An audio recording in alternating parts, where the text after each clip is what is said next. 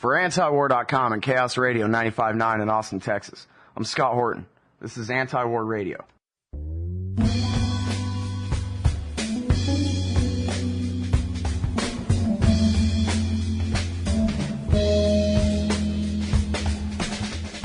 And our first guest on the show today is Kirkpatrick Sale. He's a former independent journalist, wrote for The Nation, Mother Jones, Counterpunch, and he is the director of the Middlebury Institute, which is middleburyinstitute.org on the web, and author of the Burlington Declaration, I believe it is. Welcome to the show, sir. How are you doing? I'm doing well. I'm not the author of any declaration, but... Oh, no? No, I am the transmitter of several declarations that the secession movement has produced over the last 5 years, all of which are found on the website, and all of which declare the purpose of secession and the live possibility of secession. Mm-hmm. All right, well, forgive me, but I guess there's no point in starting anywhere but here because I know how people's knees jerk. You must be some kind of right-wing, racist, redneck who just wants to reinstitute Jim Crow or even worse, right? You got me wrong on all counts. But it is true that there's a lot of knee-jerk that goes in that direction, which is pretty silly when you consider that one of the strongest secession movements in America today is in Vermont, when they do not wish to bring back slavery. And why is it that Vermont is such a hotbed of secessionist movement activity right now, do you think?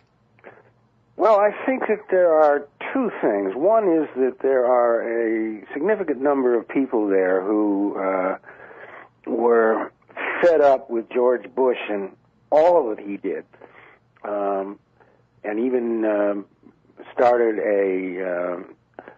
an impeachment movement in the town meetings up there, and the wars that their National Guard had to go and fight. Significant number of people who hated Bush from the beginning and thought that the best thing that they could do was to get out of the empire. But then there's also a great many people who understand Vermont to be a kind of distinct geographic place and a distinct culture. You say Vermont to people, you get a sense that there's a different place there. You think of dairy, you think of maple, you think of liberal. They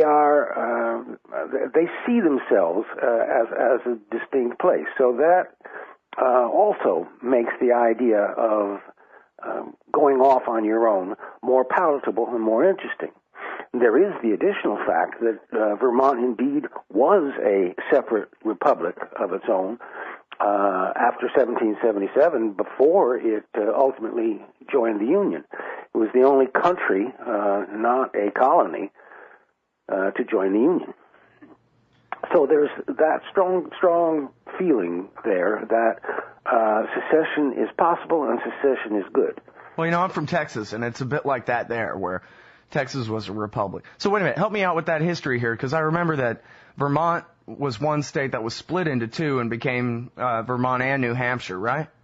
Not exactly, no. All right, well, help me out, because it's been a couple hundred years. I don't remember very clearly. Vermont had some difficulty on both east and west sides of defining its borders, but the logical borders were made up of water, and Lake Champlain on the west and the Connecticut River on the east. And the east border wasn't that difficult to establish. So now, after the American Revolution, you're saying before the American Revolution, Vermont was already an independent republic in a sense and not a colony?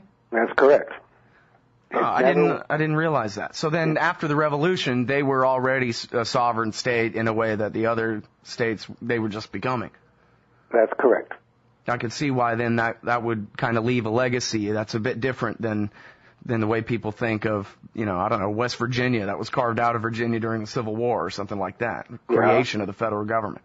Yes, right. But you're right that Texas was a republic, and there is that same leftover sense that we could be a republic again.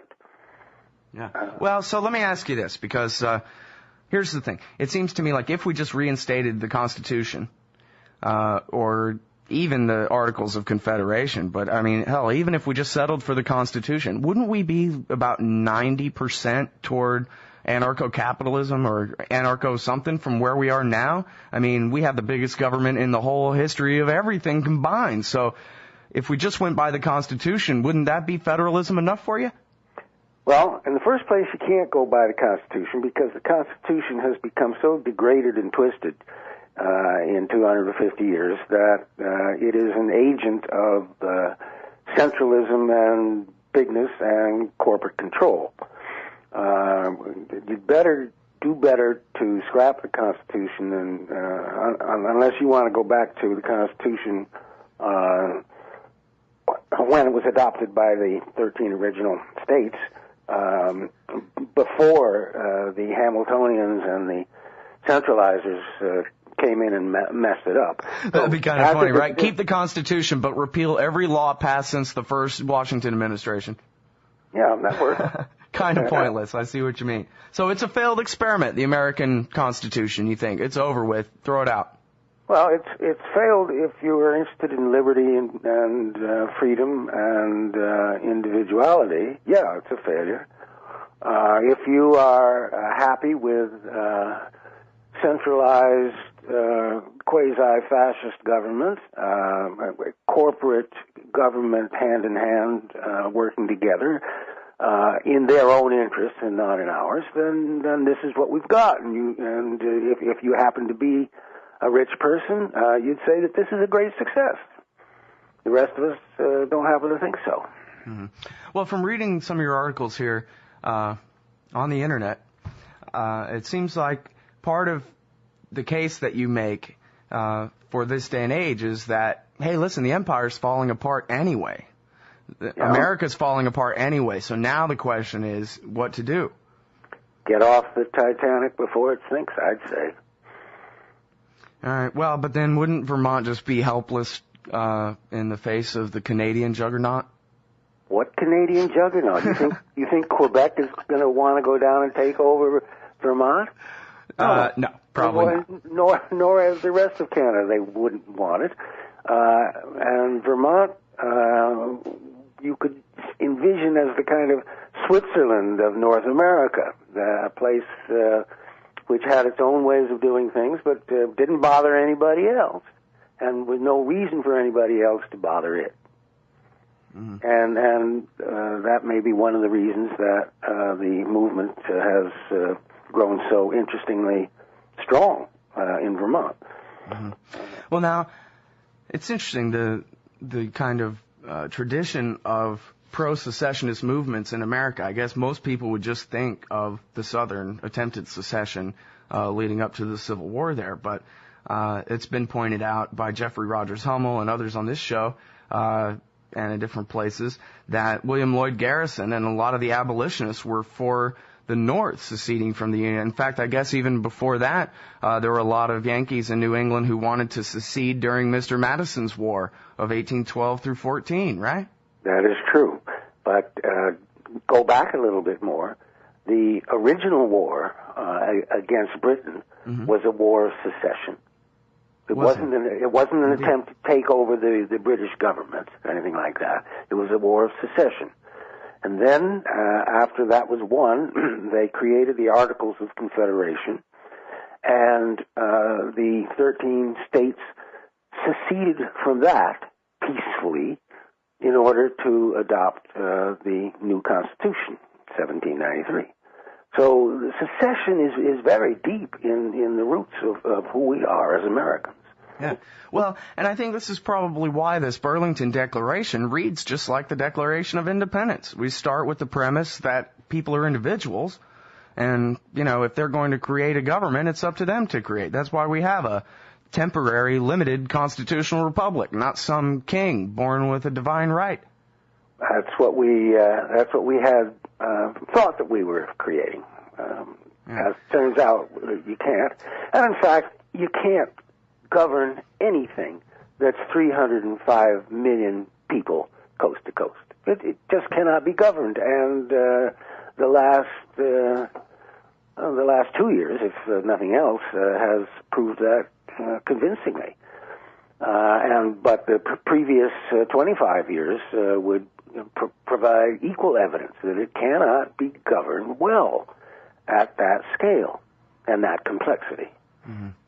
Well, something really interesting, I guess, that's developed over the last, well, maybe even since the Civil War, but especially over the last maybe 60 or 70 years, is a kind of liberal nationalism that argues, and I think pretty convincingly, that it took the national government in the 1860s and then again in the 1960s to force the southern states to, delegalize the oppression of American blacks.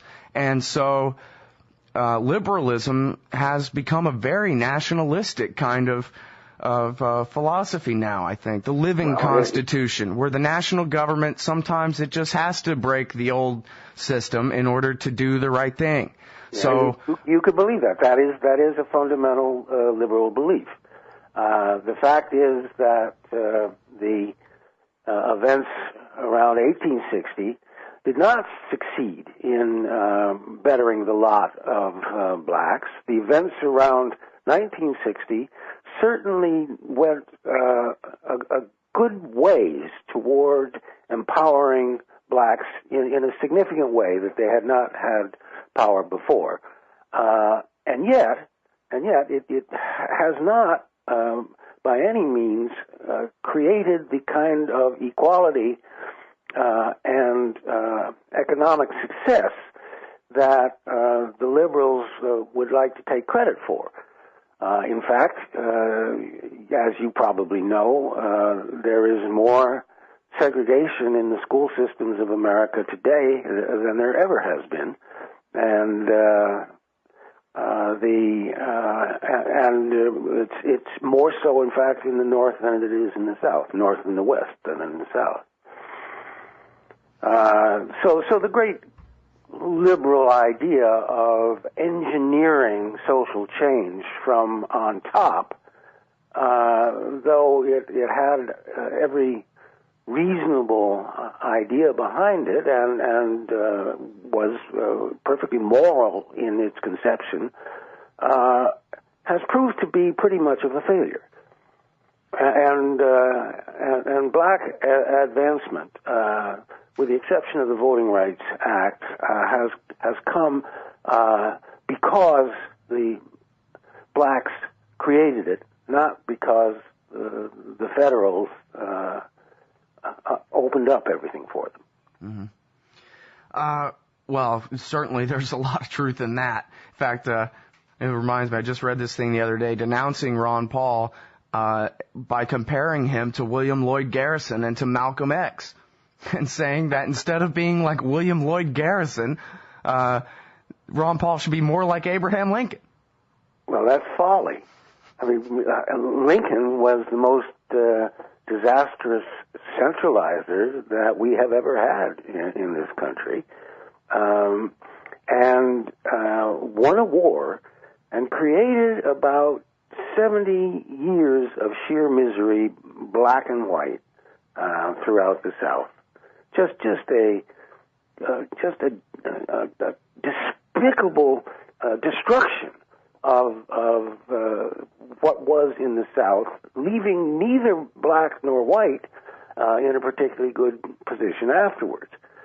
The condition of blacks in the South in the 19th century through the 20s into the 30s, not pretty at all, which is why so many blacks left the South and went up north. Mm. I learned from my friend David Beto, a professor of history at the University of Alabama, that the first year that there was not a lynching in the South was 1952. And then, of course, there were plenty after that as well. But that was the first year, that was the first lynching-free year in the South, was 1952. Well, that's just a terrible statement.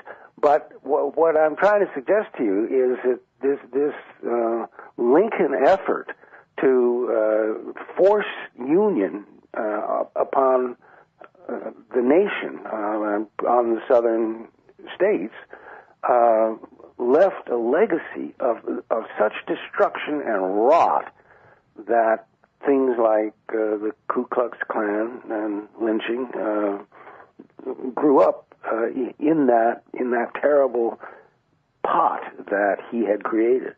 Mm-hmm. Well, now, so I wonder about this, too.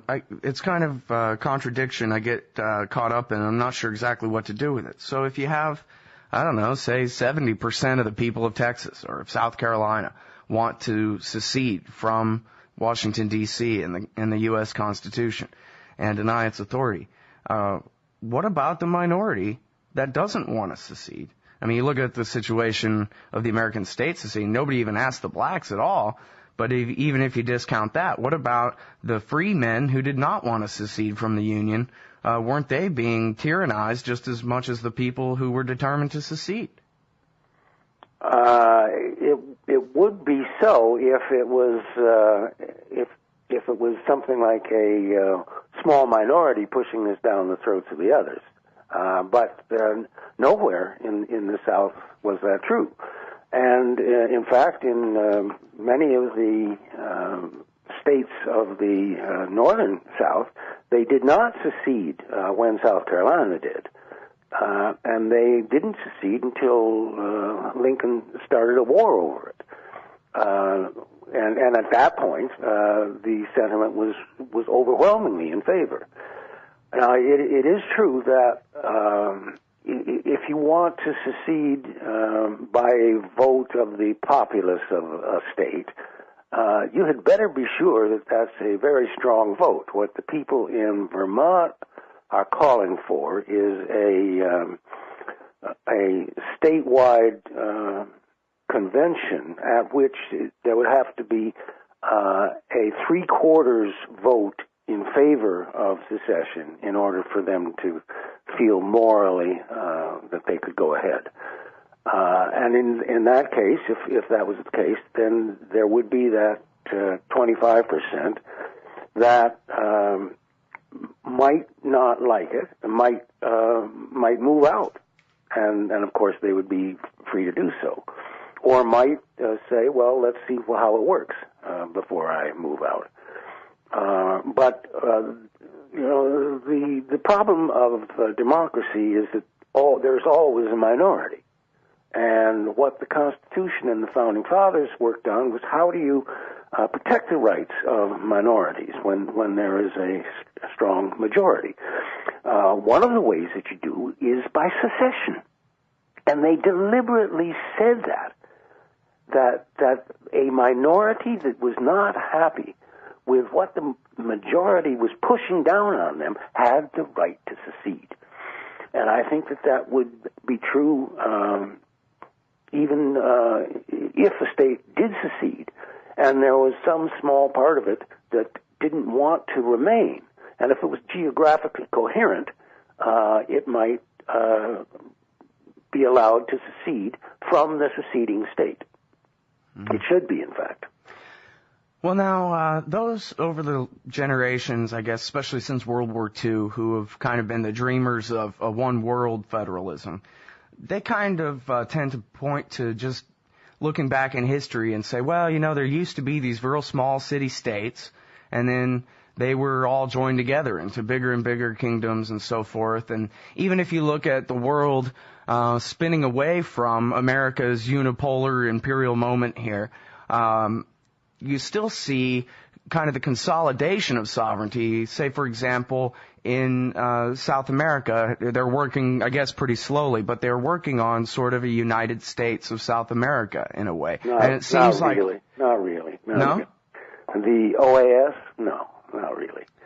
I think it was a new proposal that, they're just kind of getting started. But so I guess I'm just setting you up for the argument that, you know, they say anyway that the current system of competing nation states is a failure. Eventually it's going to get us all killed. You've probably seen the pamphlets that say there's one alternative to the atom bomb blowing up in your town. That's the United Nations. Things like that, where, you know, they're kind of throwing up their hands at the current system, but they can't seem to imagine anything but a larger version of what we've already got.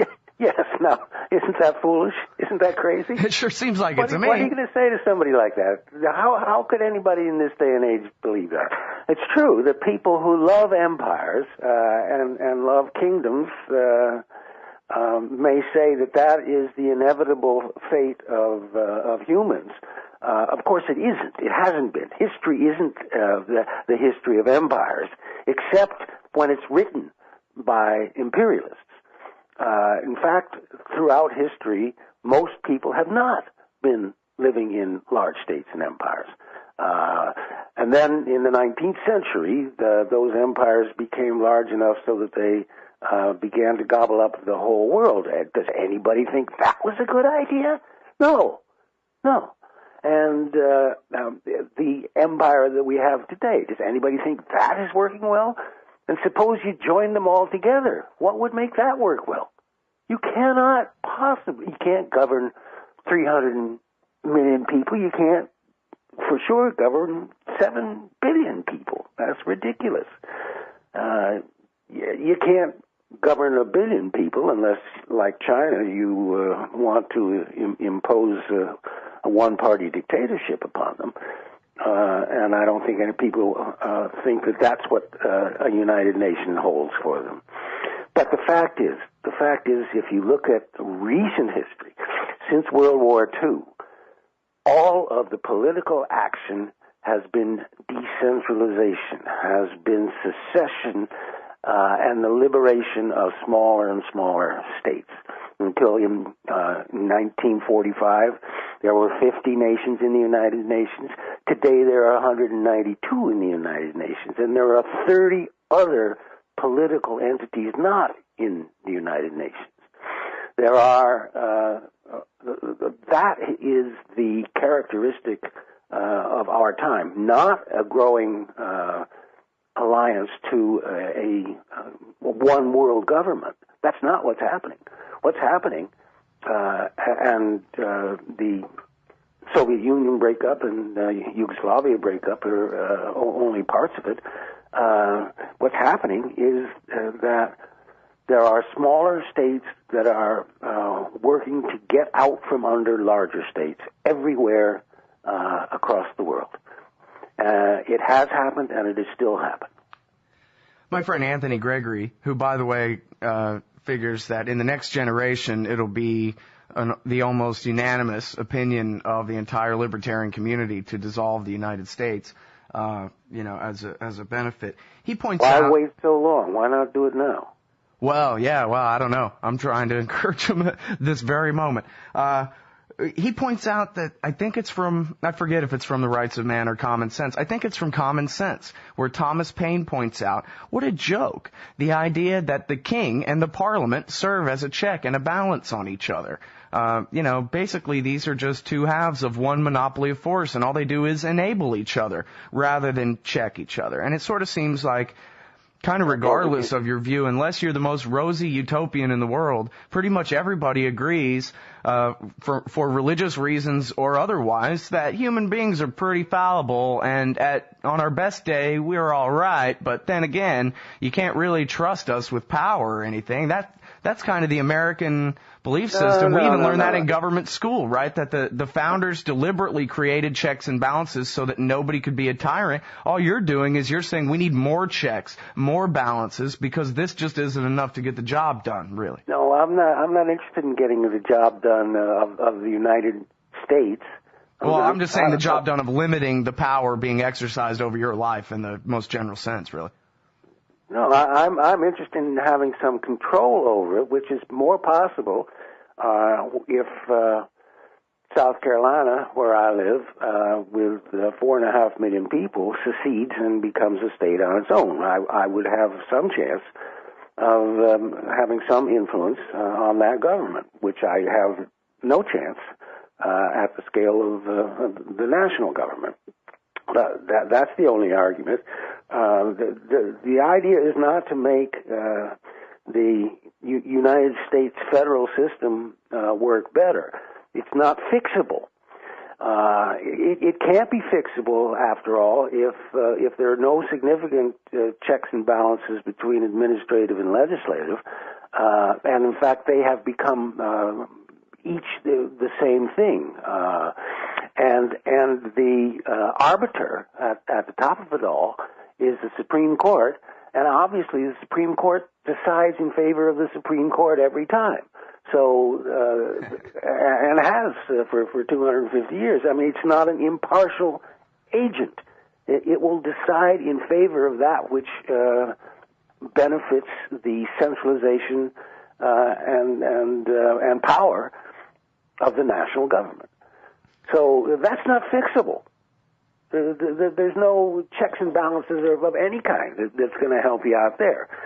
The best you can do is get off, and I'm not proposing here to do away with all government, because although one could imagine down the line a good deal of decentralization would operate within a healthy seceding state, let's not be so utopian as to start out with that as the goal.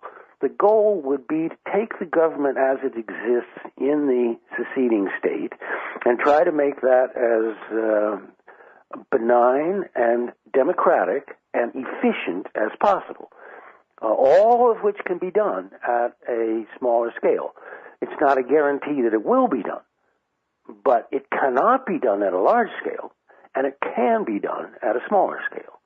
And I have just finished writing an essay on the size of the optimum size of nation states. As you look around the world, what seems to be those states that are most efficient, most democratic, they fall in the range of 3 to 5 million people. You can up it to, say, 7 million people, and then you will have all of them. But by any measure, the freest, most democratic, most financially successful, on any happiest measurement you can make, they fall between 3, 5, 7 million people in that range, because things can be done at that scale. Yeah, I actually know a lady from Switzerland who she just cannot abide my libertarianism, which has no use for state power whatsoever, because she grew up in, I guess, probably the single best example of a government that works, that's kept its people out of war for centuries in a row, where if people are mad, they go down and they take care of business at the local level and they set things right. And she believes in little d democracy and always will, because she's seen it work at least close enough that it's, certainly barely even evil to be a necessary evil to her, because that's where she's from, Switzerland. Well, yes, and it's not only a small state at 7 million people, but within it there is great power in the cantons and in the little city-states. And that's what keeps democracy at work in Switzerland. It's a good system and easy to emulate. Now, you as a libertarian might believe that we can do without government, but this would seem to be impractical at any level beyond oneself, the individual. I think you want to live in a community where we decide that red is the color we stop at the traffic lights. Green is the one you go at. Yellow is the one where you speed up. You want to decide these things in a community. And you can extend that decision-making power and that sense of community up to quite a number of people. and still retain democratic say in what color you're going to go on and what color you're going to stop on. Well, I am an anarchist, but I'll tell you, I would settle for South Austin seceding from North Austin and seceding from Texas and creating our little South Austin Republic. I'd come home from California in a day and a half if I could get that. Why don't you work for that? I'm working for it right now. I don't think it's practical to work for I am not an anarchist. I'm an anarcho-communalist, and I believe in community as the proper institution among humans for happiness and government. The question is how big you wish to make this community, and that's something that ought to be open for individuals to decide. Sure. Well, and that's also a debate that we'd be having long after our wonderful, successful secession. Yes, and that's a fair debate to have, I think. Sure. And as I say, I think what happens if you have a reasonable democratic state of, let us say, 5 million people, that it would work toward decentralization simply because that's more efficient than centralization, ultimately, in the long run.